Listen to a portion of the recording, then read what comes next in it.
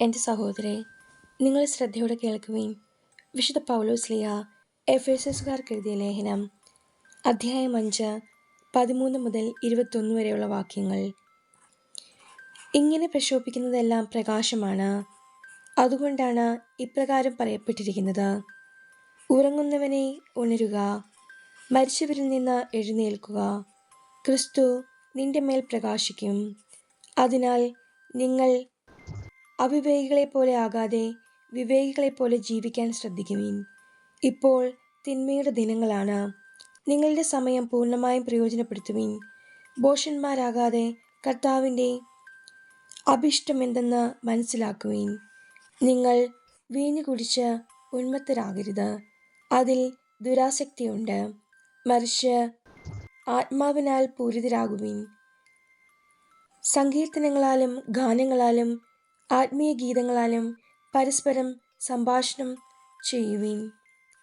ഗാനാലാപങ്ങളാൽ പൂർണ്ണ ഹൃദയത്തോടെ കർത്താവിനെ പ്രകീർത്തിക്കുവിൻ.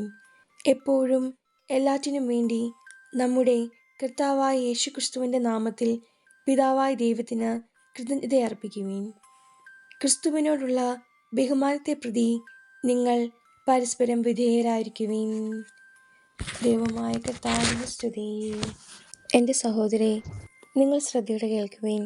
വിശുദ്ധ മർക്കോസ് അറിയിച്ച നമ്മുടെ കർത്താവ് ഈശോമിശിഹായുടെ പരിശുദ്ധ സുവിശേഷം 6-ാം അധ്യായം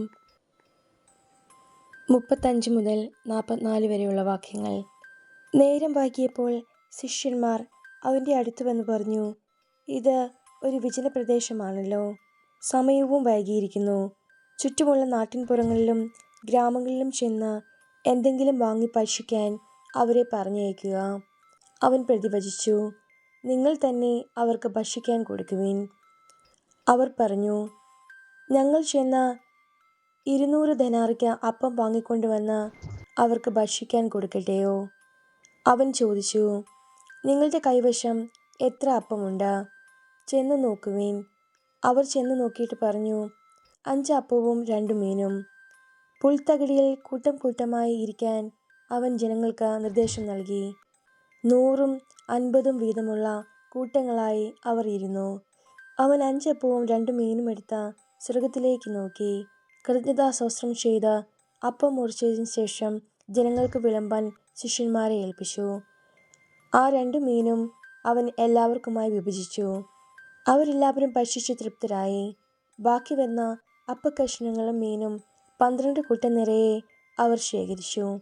അപ്പം ഭക്ഷിച്ചവർ 5000 പുരുഷന്മാരായിരുന്നു. നമ്മുടെ കർത്താവായ മിശിഹായ്ക്ക് സ്തുതി.